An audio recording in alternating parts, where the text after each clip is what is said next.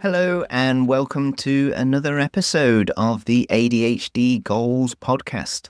I am your host, Laurence Pratt, and today we're diving into a topic that hits close to home for many of us with ADHD, and that is perfectionism.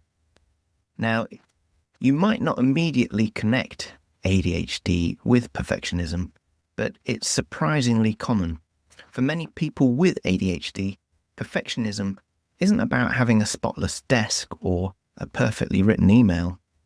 It's about the mental weight of setting impossibly high standards and being afraid to fail. So let's unpack what perfectionism looks like in ADHD, why it happens, and how we can learn to manage it in a healthier way. Perfectionism in ADHD is a tricky thing.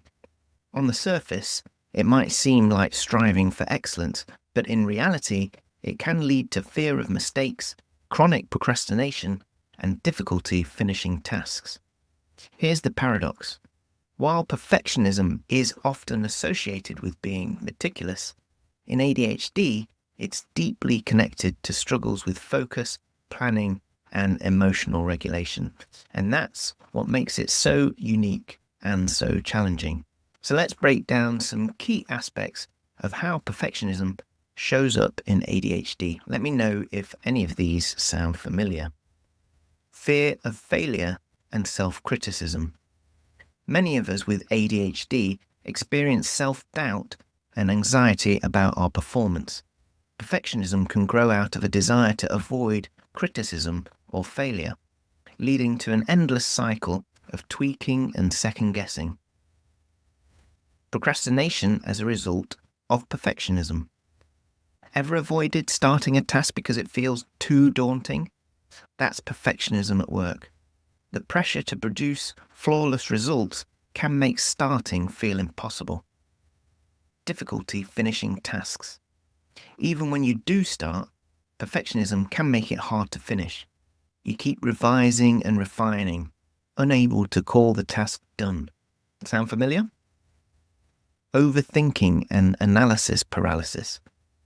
Spending hours planning every detail or imagining every outcome can leave you stuck in place. And that's analysis paralysis, a common side effect of perfectionism. Emotional impact. The need to be perfect often comes with feelings of frustration, inadequacy, and low self-esteem. For those of us with ADHD, who already face challenges with emotional regulation, this can lead to even more stress and burnout. Masking ADHD symptoms. Sometimes perfectionism is a way to compensate for ADHD traits like forgetfulness or disorganization. By striving to appear flawless, you might be masking your true struggles, but at the cost of constant stress. So why does perfectionism take root in so many of us with ADHD? Here are a few reasons. Negative feedback and criticism. Growing up, many of us heard comments about being too distracted or not trying hard enough. Perfectionism can develop as a way to avoid further criticism by trying to perform flawlessly. Rejection sensitive dysphoria, or RSD. People with ADHD often experience an intense sensitivity to rejection or perceived failure. Perfectionism can be a defense mechanism against feeling judged or being inadequate. Executive functioning challenges. ADHD brains struggle with planning, organizing, and completing tasks. Perfectionism might emerge as a way to overcompensate, overanalyzing, overcorrecting, and overpreparing. Strategies for managing perfectionism in ADHD. If you're nodding along, don't worry. There are ways to manage perfectionism and find a healthier balance. And here are some strategies to get you started. Number 1, set realistic goals. Break tasks into small, achievable steps. focus on progress instead of perfection, and celebrate those small wins. It's all about moving forward. Number 2, use time limits and deadlines. Perfectionists often spend too much time refining details. Setting time limits for tasks can help you learn to go and accept that good enough really is good enough. Number 3, practice self-compassion. Be kind to yourself. Instead of viewing mistakes as failures, try reframing them as opportunities to learn. Treat yourself with the same understanding you'd offer a friend. Number 4, cognitive behavioral therapy, or CBT. CBT can help reframe unhelpful thought patterns. It's an excellent tool for challenging the critical inner voice that drives perfectionism and replacing it with healthier beliefs. Number 5, prioritize and let go. Not everything needs to be perfect.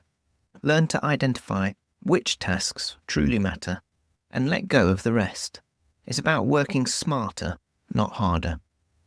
And number 6, mindfulness and relaxation techniques. Mindfulness practices can help you stay present and reduce overthinking. Deep breathing or meditation can make it easier to approach tasks with a calmer mindset. Perfectionism is a double-edged sword. It can drive you to achieve great things, but can also lead to stress, procrastination, and burnout. The key is learning to balance the desire to do well with the reality that nothing needs to be perfect. If perfectionism has been holding you back, try starting small. Focus on one manageable task, set a realistic goal, and remind yourself that progress always beats perfection. So what about you? Have you struggled with perfectionism? What strategies have helped you manage it? I'd love to hear your thoughts.